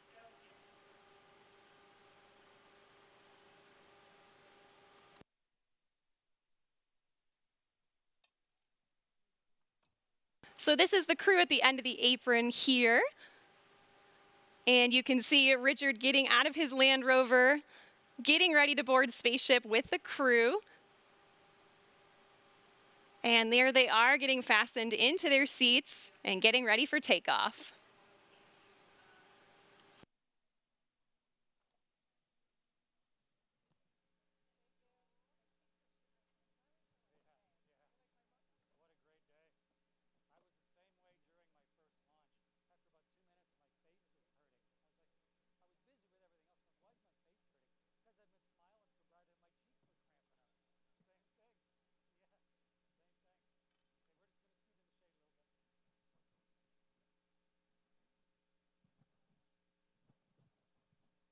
Just a beautiful takeoff, and I imagine that's just so comfortable and intuitive for people to experience on their way up and give them, a way to contemplate what's about to happen. And there's release there, the exciting moment, lighting the rocket motor and headed to space.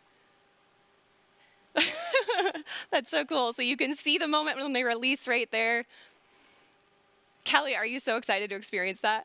Unbelievably so. I mean, this is something only a handful of humans have ever experienced in the world. And for the first few hundred humans who journeyed to space, their flights, look at this. I mean, that footage is incredible. So cool, just floating in zero G. Their flights focused solely on function. But for the next generation of astronauts, we have this opportunity to optimize on experience. And there's just no one better to curate that experience than Richard Branson and Virgin Galactic. I mean, this is just the next generation of spaceflight. Absolutely, and customer service is certainly his specialty. And we do everything in style here, including that stylish landing on the same runway they took off of. And there it is now being towed back. Again, this is footage from today's flight just moments ago. Right now, we have our crew in Gaia, which is the first floor of our Spaceport America's Gateway to Space building. And we call this the Gateway to Space because it is literally the last building that human beings step foot in before becoming astronauts. And these moments, like Richard has said, this is what it's all about. His grandchildren, the next generation. I mean, that generation is going to grow up with unprecedented inspiration, exposure, and access to space. It's going to fundamentally change the way we live, the way we see ourselves and the world. It's unbelievable to be here today, to get to see this and to be a part of this history. Yeah, it's so heartwarming there to see Richard with his grandchildren and his family. You know, back in 2018, on our very first space flight, he wrote a letter to his grandchildren. Let's take a step back and see some history on that.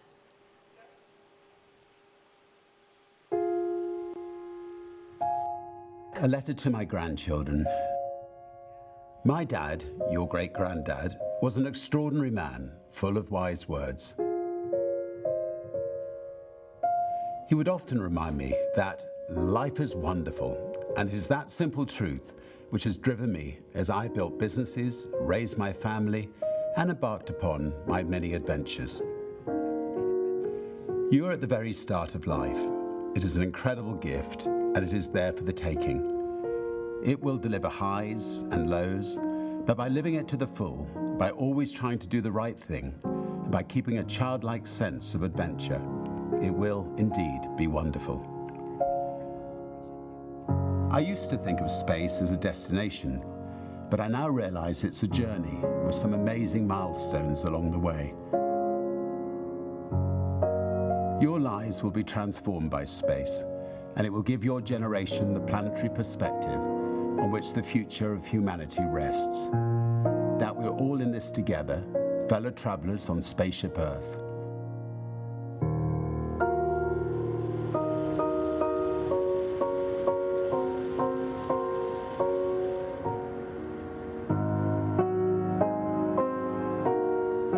Today we pass the most significant of them all, as our beautiful VSS Unity, along with the hopes and dreams of so many, became the first spaceship built for regular passenger service to put humans into space.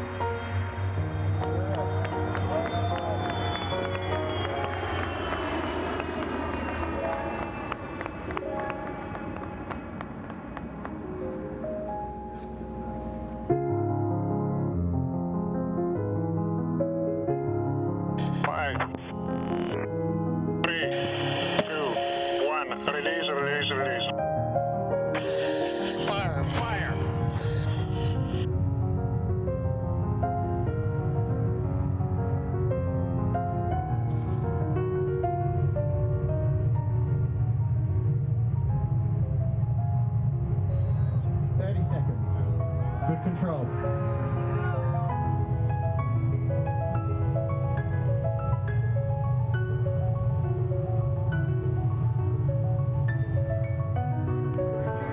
Seconds. 58 seconds. Motor shut down. Mach 2.8. Great motor burn, everybody. We're going to space, Richard. 264,000 feet. Welcome to space, Unity.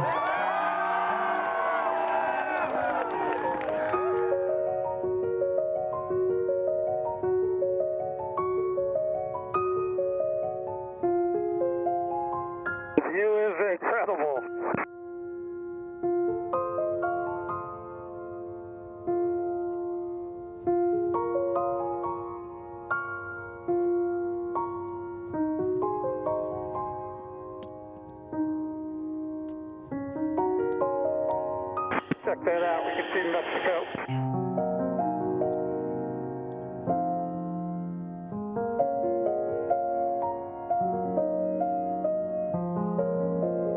Spaceship Unity, welcome to space. Copy, base. $1 million view.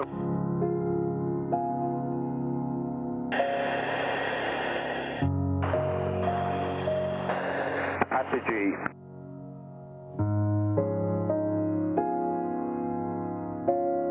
Virgin Galactic has shown that when you set off on challenging but important adventures, exceptional people come forward to join the journey. People who are consistently by your side and on your side. People who share your dreams and people who help make them reality. Rolling to the right.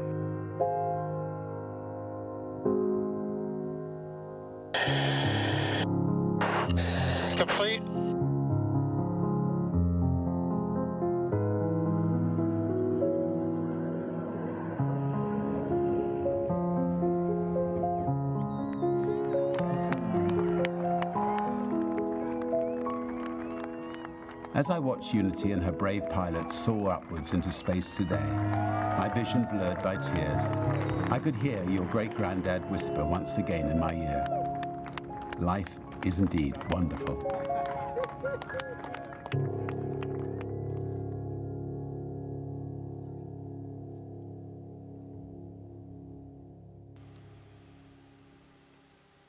That is just really heartwarming, and it's so cool that his grandchildren could be here with him today to celebrate his space flight.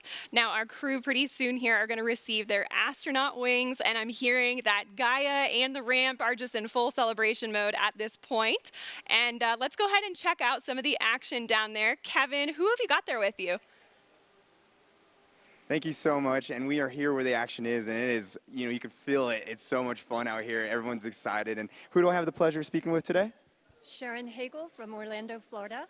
And welcome, Sharon. And what did you think of today's launch? Oh my God, it was so exciting. I'm beyond it's over the moon. And I didn't realize it was going to be so emotional. I'm still shaking. This is incredible. You and me both, Sharon, and it's really exciting. And I also hear that you're actually a future astronaut who's going to go on the ship yourself. Yes, I'm so proud to be a part of this community, this family of astronauts from the very get-go. It's an amazing group of like-minded individuals who love space. That's amazing, and I'm excited for you, and I can't wait till that moment. And then, in fact, thank you so much for speaking with us. We have another future astronaut, I think, coming right over here as well. Mr. Ron, I think we spoke a little bit before. Yes, can you tell us what your name is and where you're from? Yeah, it's Ron Rosano, San Francisco Bay Area. Well, welcome here to Spaceport of America. What do you think of the location? Oh, it's always fabulous here, and it's such an emotional day, and not only for us that are connected to Virgin Galactic and the project, but as we turn a corner and expand the thinking and understanding of our world and us as a planet, and to think of the views and the ways things are going to spread for students and people around the world, and thinking of us on a spaceship, Earth, and us crew on Earth is a very emotional, profound thing. That's amazing. Yeah. So what are you looking forward to most when you go up to space here in the near future? Oh, it's hard to say. I think you would expect a change in your understanding of the world and in the way it relates to you. That's fantastic. And I hear you work with children in some organizations. Can you talk a little bit about that? Sure. I've been organizing video conferences with students from classrooms all over the world with me and other future astronauts, and also staff from Virgin Galactic. So we give students the opportunity to have a one-on-one Q&A session with people that are going to space and people that are building spaceships, and that's incredibly rewarding work, and we're so glad to do it. Well, we're glad to have you here, and thank you so much for speaking with us today. And we have one more guest down here we wanted to talk to, and what is your name? Hello, I'm Zana Vazim, and I'm from Toronto, Canada. Well, welcome here to New Mexico. What did you think of today's event? It was unbelievable, unreal, and truly out of this world. Have you ever thought about going to space yourself? Yes, actually, I am a future astronaut. I'm the youngest one so far, and the reason that I think space is so inspirational and important is because it represents the unity of humanity. It truly doesn't belong to one country, one nation, and it's without borders. And so my dream is not just for myself to experience space, but for women and young girls to experience it too. Well, you are truly an inspiration, and I can't wait for your journey. It's going to be coming up soon, and today marks the big day. It's a catalyst for all this, a new day for us in space travel, and here we are. Can't wait to get back in the crowd, so we'll be checking back with you guys in a bit. Back to the studio.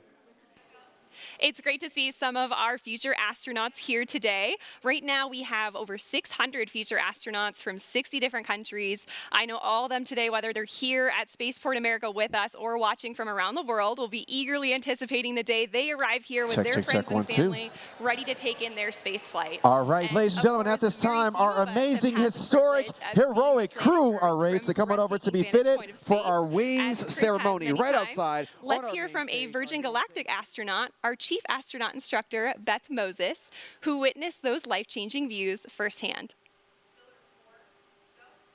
My name is Beth Moses, and I'm an astronaut and the Chief Astronaut Instructor here at Virgin Galactic. And I was honored to carry a little tiny piece of everyone's heart with me into space when I performed the first test of our customer cabin. I was very, very eager to perform this test to make sure that the company could succeed and you all could go to space. And so I tightened up my straps right before release. 3, 2, and I felt a free fall, like a drop tower at an amusement park. And time seemed to go slower for a little while, maybe because I was really eager for the rocket motor to light. Fire. Fire. It feels comfortable. It feels like a strong pressure, but it comes on slowly and smooth. But you definitely feel pushed back in your seat. And you have a sense that you're starting to go pretty fast. Then the pilots started to turn us towards space. I had expected the inertial forces to be the dominant sensory input during this gamma turn. And in actuality, they weren't. Outside my window, the sky had gone purple. And the sound and feel and sight, like nothing I'd ever seen before. So I came out of that gamma turn, and I certainly knew that I was headed to space. I could hear the pilots calling increasing Mach numbers, and I literally said, "We're doing it, we're going up." Standing by, 20 knots. Stick center, RCS enabled, transfer 17 knots. At rocket motor cutoff, there's no lurch. I didn't lurch forward in my straps, and it's a common misnomer. There's no feeling of suddenly being weightless. Your arms don't suddenly float up. Your hair doesn't suddenly float up and get in your face if you have long hair. It's really actually far more gentle and quiet and calm than any of the Hollywood movies would lead you to believe. The first time you turn and get up out of your seat a little bit and look out the window when you're in space, of course, the first thing that caught my eye was the curve of the Earth. And then I had to go about my test. I tested a few ways to get in and out of the seat. I tested some handrails, and then ultimately made my way forward in the cabin, just behind our pilots, completely weightless, not touching anything, hands up, head up, hair up, feet up. And that moment around apogee is just something. So I was coasting to a stop and able to look out at the Earth. And it feels timeless, and it soaks into your soul. The sky, space, is just this deep, deep, endless black. And then the most compelling thing is the Earth below you. The vista below you is unreal. Beneath me was just this bright, bright, high-definition Earth, like in all her glory, Mother Earth.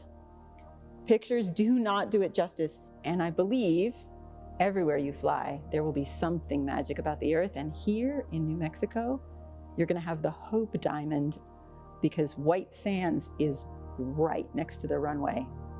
And I think it's amazing that you are stopped and still, and your body has a chance to slow down, and you get this, forgive me, God's eye view of Mother Earth.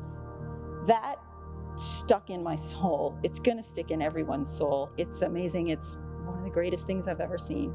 I cannot wait for Richard and everyone to experience this and let it soak in and let it do good. It's always so moving to hear Beth speak about that, and it's an experience that Richard just got to experience, as well as Colin and Sarisha. And I am hearing they are all ready now to come out for the wing ceremony, and what a hero's welcome they're gonna get. Let's go ahead and shift our program over to the ramp to capture these festivities. Please welcome the Chief Executive Officer of Virgin Galactic, Michael Colglazer.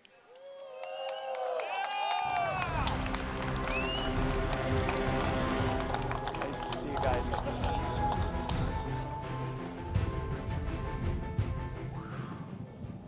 All right. This was a morning, wasn't it? This is a morning we are going to remember for the rest of our lives. I'm really grateful. I'm really honored to be with you here. Look at the setting. I saw Governor Lujan Grisham earlier. There is no better place to go to space than New Mexico.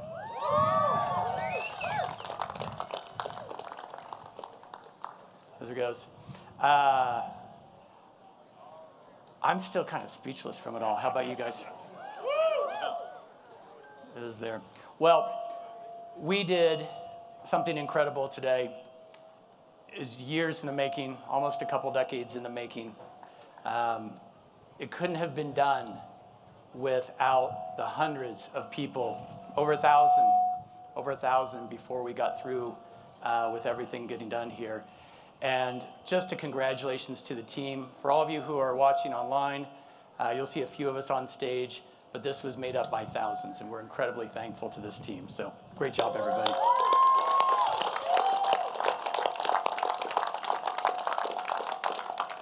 You know, there's one person in the Virgin Galactic family who's not here today, but who is an incredible, incredible force and guiding light for us, and that was Professor Stephen Hawking. And Stephen Hawking was an inspiration to many of the team at Virgin Galactic. He was an inspiration to Richard through the years. And many people don't know, but Stephen Hawking actually named our spaceship Unity. He's an incredible person, and at a moment like this, I think the words that should introduce our astronauts should be the words that Stephen Hawking himself spoke in 2016 when we rolled out our spaceship Unity.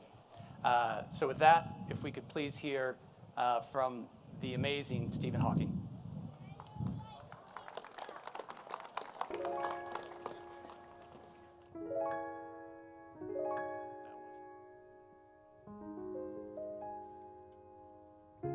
I have always dreamed of space flight, but for so many years, I thought it was just that, a dream. But I had reckoned without the dream of another, a man with a vision and persistence, to open up space flight for ordinary Earthbound citizens. Richard Branson made it his mission to make space flight a reality, for those intrepid enough to venture beyond the boundaries of the Earth's atmosphere. The first private astronauts will be pioneers. We are entering a new space age, and I hope this will help to create a new unity. Space exploration has already been a great unifier. Taking more and more passengers out into space will enable them, and us, to look both outwards and back, but with a fresh perspective in both directions.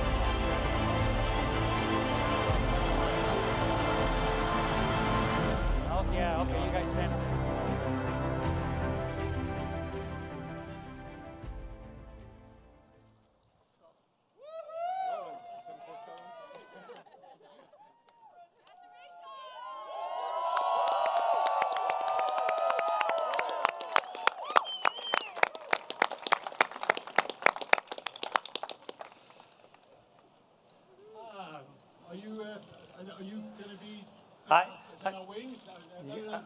I'm sorry, I was told, sorry, everything. I was upside down a few minutes ago, so excuse me. Anyway, what a day, what a day, what a day, what a day.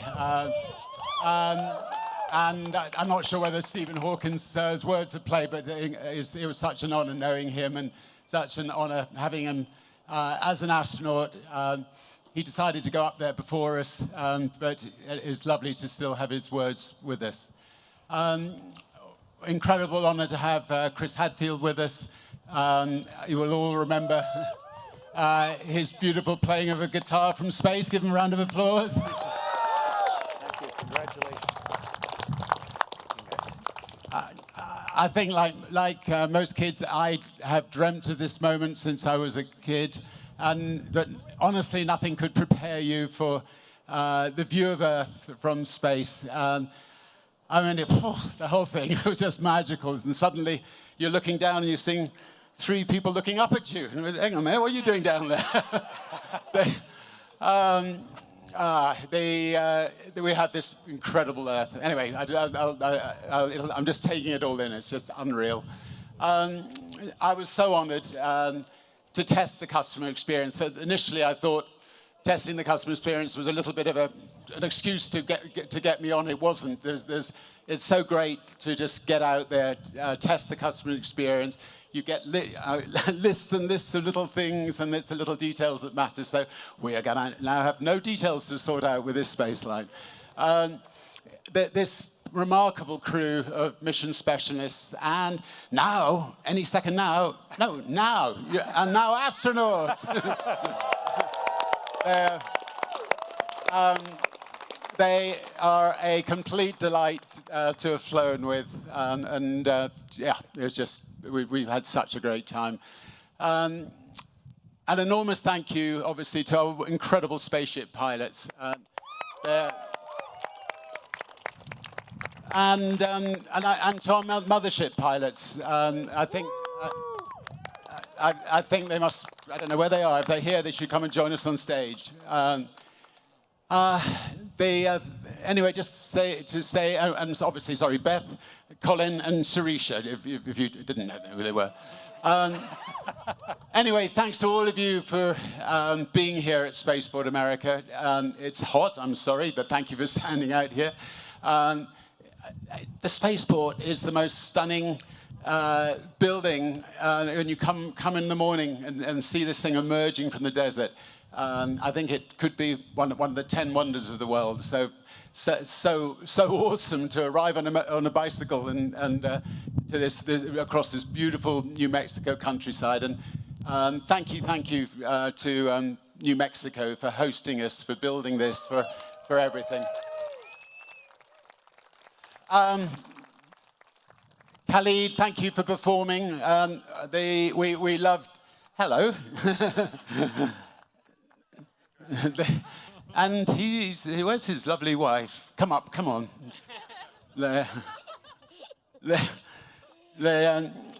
Right.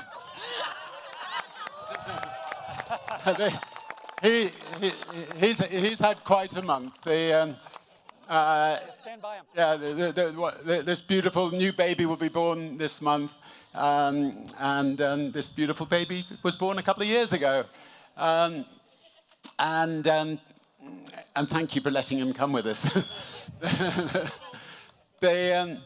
I just would also like to thank my wonderful, beautiful wife, Joan, who's hopefully here somewhere. Yeah, we've been lucky enough to have been together for, where is she? There, for 45 wonderful, wonderful years, and we've been very, very blessed. And we've got Holly and Sam here, our grandchildren, and pretty well everything. Lots of friends. Sadly, none from England. So to you, we'll get you out here one day. But love you lots, all of you.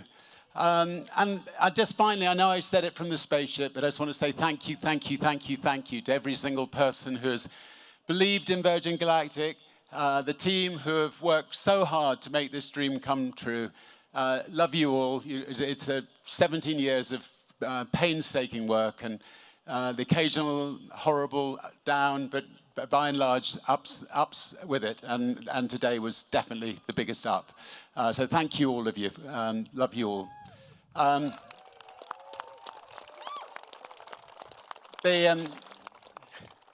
The mission statement that I wrote inside my spacesuit was to turn the dream of space travel into a reality for my grandchildren who are here, for your grandchildren, and for many people who are alive today, for everybody. And having flown to space, I can see even more clearly how Virgin Galactic is the space line for Earth. We're here to make space more accessible to all, and we want to turn the next generation of dreamers into the astronauts of today and tomorrow. We've all of us on this stage have just had the most extraordinary experience, and we'd love it if a number of you can have it too. And with that in mind, I have some news. So today, Virgin Galactic is thrilled to announce that we have partnered with Amaze to open space for everyone. So if you go to amaze.com, I think /space to enter, you have a chance to go to space. And every donation supports a charity called Space for Humanity. And you'll be entered into the Amaze sweepstakes for the chance to win not one, but 2 seats aboard one of the first commercial Virgin Galactic space flights. And with my Willy Wonka hat on, a guided tour of Spaceport America given by yours truly, and I promise lots of chocolate in the factory. I mean, the exciting thing about this is that if enough people all over the world participate, it just means we can just keep on, the charity can keep on doing tickets for people. So it's a lovely sort of self-propelling way of just trying to get lots of people who couldn't have otherwise afforded to go to space. So just imagine a world where people of all ages, all backgrounds, from anywhere, of any gender, of any ethnicity, have equal access to space. And they will in turn, I think, inspire us back here on Earth. If you've ever had a dream, now is the time to make it come true. And I'd just like to end by saying, welcome to the dawn of a new space age. Thank you. Let's do pins. You can keep that. Okay, thank you. Let's do wings now. It has been a tremendous day here in New Mexico. A beautiful sunny day. And it's the time of year where from the sycamores and the maples, the little keys, after having worked so hard to grow vertically, are going to detach from the mothership of their tree and float and tumble and plant a seed somewhere else. And the wings that are the Virgin Galactic wings that I have the huge privilege of pinning on the crew are those sycamore seeds and the sycamore wings. It's just a beautiful acknowledgement of the work and the passion and the risk and the accomplishment of everybody here, and specifically these 4 new astronauts. So if I could have you come up first here, please. All right. Go.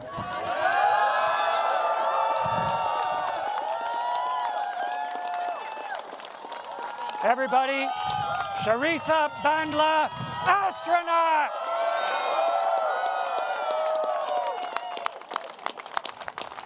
Balaclava. Get this in the right hand. Tremendous honor. Lovely that your family is here. There you go, sir. Ladies and gentlemen, Colin Bennett, astronaut!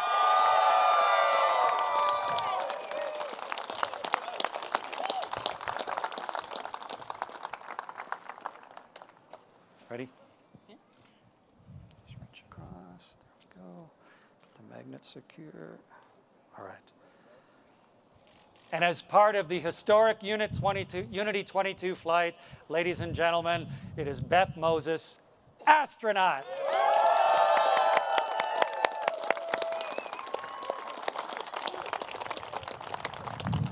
And I don't know of anyone on Earth with the wild vision, the confidence where so many people don't have it, the willingness to take chances, the tenacity to follow it through, and the chance then to celebrate with everyone. Then this man sitting next to me. And so it's a ridiculous honor for me, sir, to be able to give you something that you have earned so handily.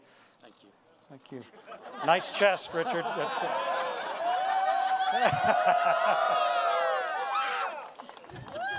Ladies and gentlemen, this here is Sir Richard Branson, astronaut.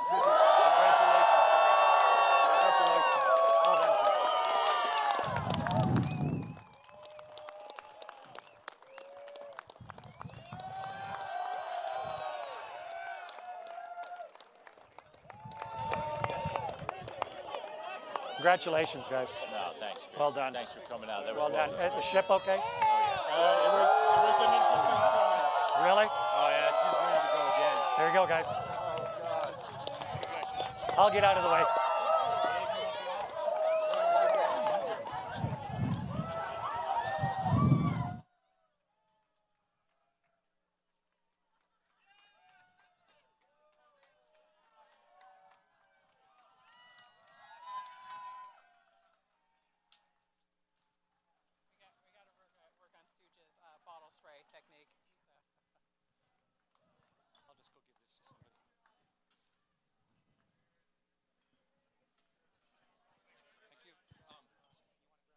Yeah, I'll grab that.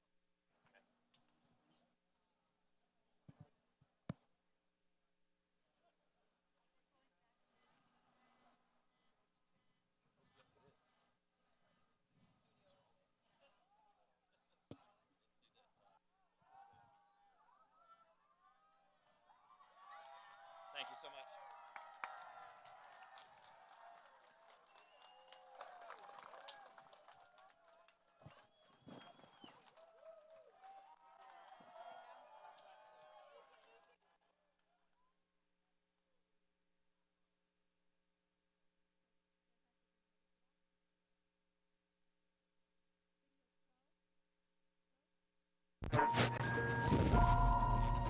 We are an island, surrounded by oceans of land, desert land, mountain land.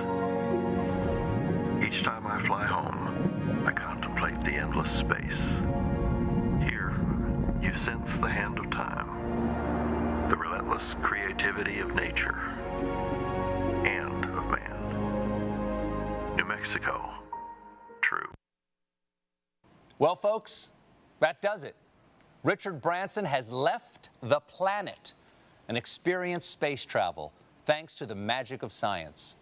I know it's an experience that he hopes and expects many others, especially the next generation, will enjoy during his lifetime through the Virgin Galactic experience. To quote Neil Armstrong, wow. You got to imagine Neil said that at some point. For lifelong space fans like me, today was truly special. It was a dream come true because, like Richard, when I was a young child, I'd stare up at the stars and wonder if advancements in space travel would someday reach the point where a private citizen could launch themselves to the stars while I hosted a live stream of it. It's truly been an inspiring day. Humanity witnessed Richard Branson journey to space and, for one brief shining moment, experienced what the planet would be like without him on it. I, for one, am going to treasure that feeling. So thank you for watching, and congratulations again to Virgin Galactic and Richard Branson and the rest of this courageous crew. Richard, I can't wait to have you on my show so we can talk about this and, I don't know, maybe arm wrestle or something. Those few minutes in space have surely reduced your bone density.